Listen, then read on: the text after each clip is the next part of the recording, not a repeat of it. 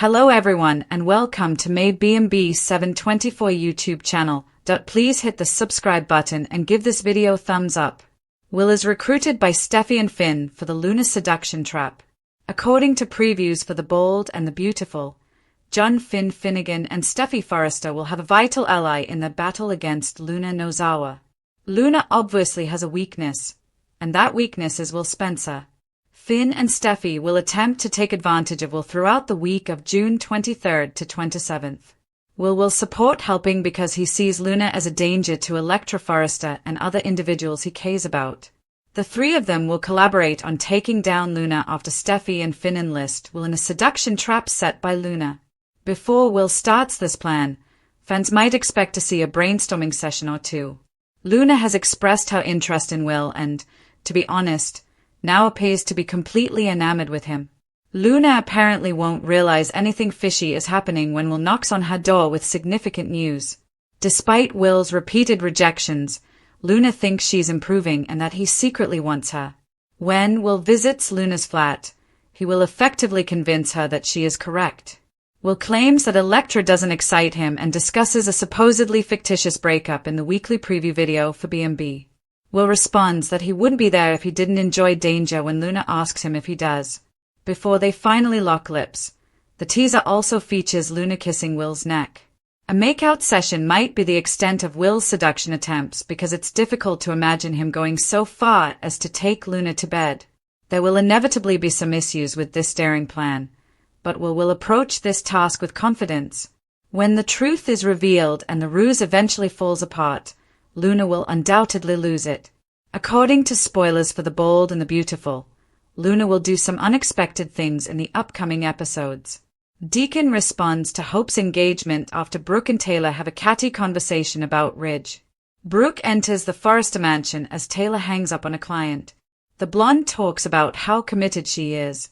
She has been a healer all her life. Why is she being so complimentary? Taylor wonders. Brooke clarifies that she has documents for Eric. Taylor will see to it that he receives them. I've heard you had a surprise guest. Nick Marone. You heard about Nick stopping by, Brooke thinks. Taylor claims that Ridge informed her. According to Brooke, it was unexpected. A nice one, I suppose. Taylor asks. Brooke claims that seeing him again was fantastic. He's still charming and attractive. Taylor thinks about how they've always been so close and how they have a son together. Now that she and Ridge are back together, she questions whether Nick will come after her once more. Brooke bed and breakfast. Taylor isn't shocked that Nick has now appeared. Now that she is with Ridge, it is the ideal moment for him to approach her. Someone is definitely interested in her and Nick, Brooke thinks. He may be fantastic for her, according to Taylor. B&B at Taylor Brooke. According to Brooke, Ridge feels entirely different. Taylor inquires as to what she means when she says, I suspect that you know that. Is Ridge envious of her and Nick, in her opinion? Brooke claims that after turning to Taylor so fast, he has no right to be. She claims that she can now clearly see how much Ridge values her. Taylor is hoping that Nick's homecoming will benefit her. You certainly do, snarks Brooke. Steffy's request. Steffy gives Carter a sample of Daphne's men's fragrance when they are at Forrester discussing business. It's her greatest yet, he claims. When Ridge enters, Steffy exclaims, We need her back, Carter. Her father concurs, adding that they must have Daphne back immediately. The success of the business cannot be hampered by Hope's emotions. More, will Steffy be written out asterisk like this asterisk? Carter acknowledges their dedication to achievement and inquires as to whether they have thought about reviving Hope for the future. They must support her, but are they prepared to do so in light of everything that transpired? Are they able to achieve that? They are getting ahead of themselves, Steffy believes. Personally, she finds it impossible to forget what transpired. Carter B&B. Carter laments that people believe they are alone to blame. They are attempting to move over it, but Ridge adds, You were the only ones responsible. Carter believes they can comprehend Hope's reluctance to have Daphne return. According to Steffy, they are now engaged, and Daphne won't take any action. She requests that he persuade Hope to move past the incident involving Daphne. Carter leaves after receiving a text from Hope. According to Steffy, her father appears preoccupied. "What is it about?" he declares. "Brooke." More. Nick's plans are hinted at by Wagner. Steffy is informed by Ridge that he found Brooke with Nick Marone. Thinking he caught them having sex, Steffy gulps. "Not that," answers Ridge. "I don't know. We're talking about Brooke," Steffy responds. She questions why he is so worried about Brooke's social circle. She sounds like her mother, and Ridge wonders why. He laments that Brooke's heart will be broken by Nick. He is defending her because she is weak. Steffy claims that he sounds envious. This makes Brooke very delighted. She bets. Ridge makes an effort to refute it.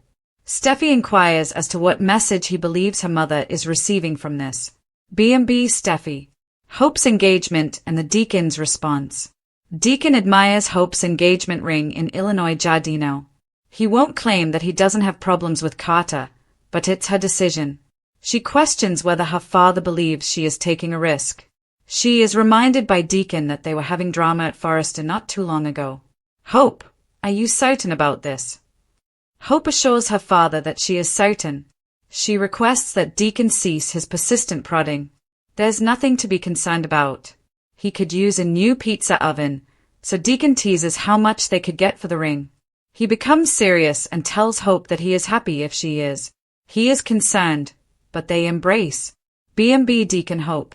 After Deacon returns to work, Hope finds herself sitting by herself at the bar, where she remembers a humorous moment she had with her father. Deacon shows up again and inquires about their wedding arrangements. A date? Hope says not yet, but since he will be accompanying her down the aisle, he will be among the first to find out. Unless he chooses not to, given that he and Carter got into a heated argument. Deacon doesn't want to be her husband's adversary because he witnessed her suffering. He constantly has her back. Hope claims that they are more in love than ever and that they have resolved all of their issues. She hopes her collection will be revived at Forrester, where they are also collaborating. She assures him that Carter is a decent man. Despite her obvious joy, Deacon tells her that Carter kissed Daphne Rose. B&B Deacon Hope. Hope was devastated when Carter kissed Daphne, and Deacon is aware of this. You want to stop your child's pain when you witness it. Hope is asked if she would like to see Carter when he arrives. "I did," says Deacon. "I needed to vent about something involving you and my kid." Carter Hope B&B, Deacon. Behind her sleek desk at Forrester Creations, Steffi Forrester tapped her manicured French fingernails against a manila folder.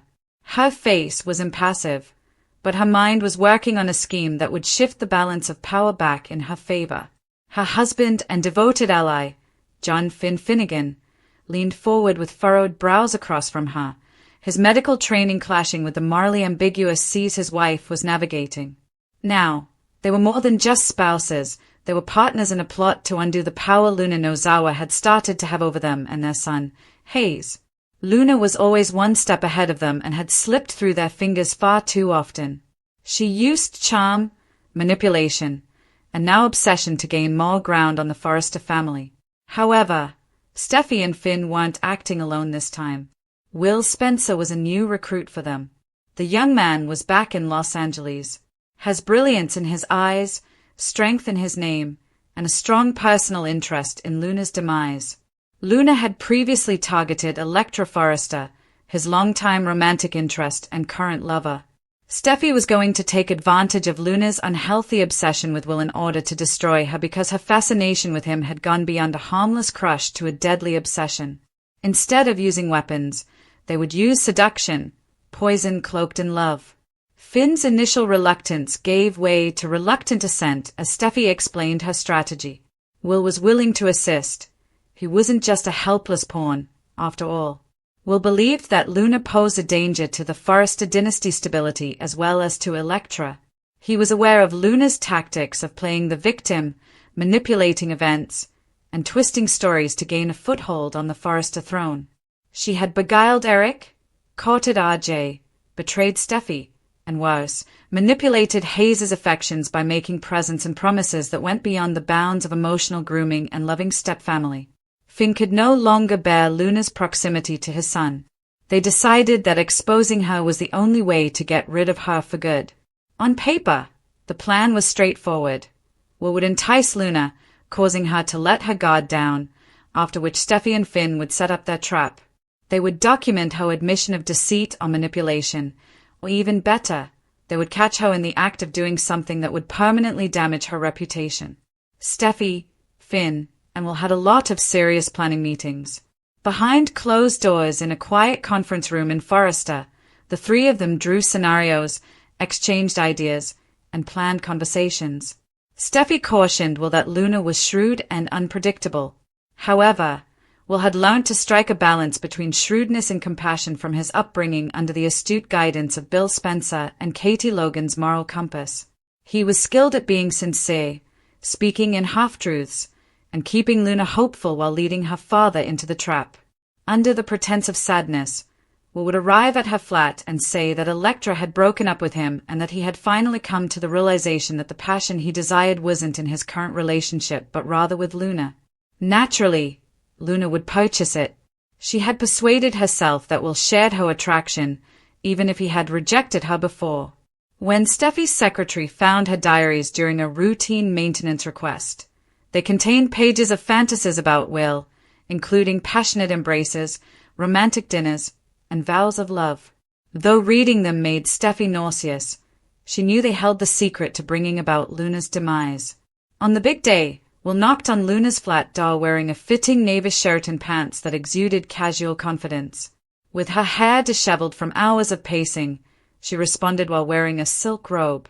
Her whole manner softened at the sight of him. "Will," she exhaled while feigning surprise. "Why are you in this place?" Will pretended to be anxious as he entered, his eyes darting about as if he were a man uncertain of what to do. His eyes were fixed on Luna's as he whispered, "Electra left me." Luna's pupils widened as she said I wasn't present, that I wasn't passionate, that I wasn't excited. However, I've always found you to be enthusiastic. Perhaps you only needed the proper person. She took a step forward. An understanding person.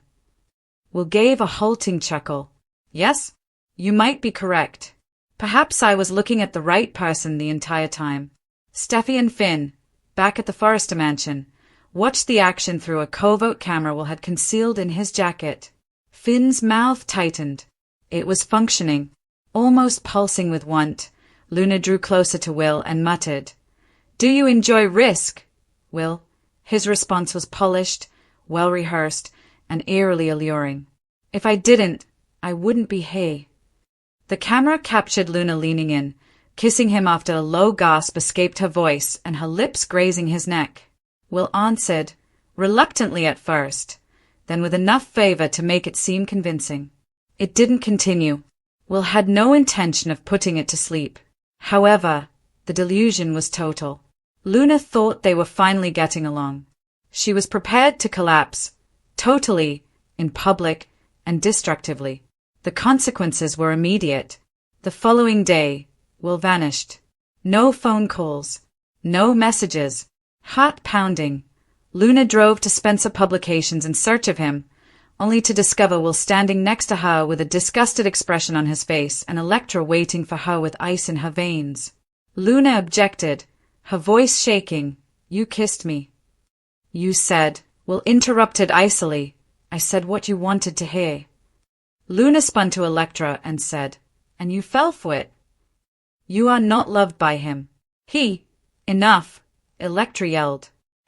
"You made yourself seem bad. Everyone will now know who you are because you went after my boyfriend." Cameras rolled behind them. Luna's outburst was captured on camera by Spencer's private security team, and Steffy and Finn received the video within minutes. The strategy had been successful. Ridge returned to Forrester and walked solemnly into Steffy's office. "Are you certain that this was the appropriate course of action?" he inquired. Steffy replayed the video, including Luna's frantic kiss, her unpredictable actions, and her hallucinations concerning Will. "Dad, she's dangerous." Ridge wasn't persuaded, but he didn't dispute because this was the only way to demonstrate it. He was thinking about other things, mostly Brooke. Nick, too. Even after seeing Nick Marone and Brooke together, Ridge became agitated at the mere mention of his name. Steffi grinned as he informed her that he had discovered Brooke and Nick enjoying a moment. You mean that they hadn't had sex yet? Ridge gave her a glance. I'm attempting to keep Brooke safe. Nick is working on something, Steffi said, crossing her arms. And you don't feel envious. Ridge averted his gaze. Brooke and Taylor, meanwhile, had another heated argument at the Forrester mansion. Brooke found Taylor instead of the documents he had for Eric. Taylor's smile vanished as soon as Nick's name was said. Brooke acknowledged that seeing him again had rekindled old emotions. Taylor didn't believe it. Do you believe he's coming back to get you? Taylor inquired as to whether Ridge was aware, and Brooke acknowledged he might be. His envious, Brooke said. However, he is not entitled to be. Remember how he left me for you? Brooke was cautioned by Taylor that Ridge would never fully let go. I see clearly now, sneered Brooke.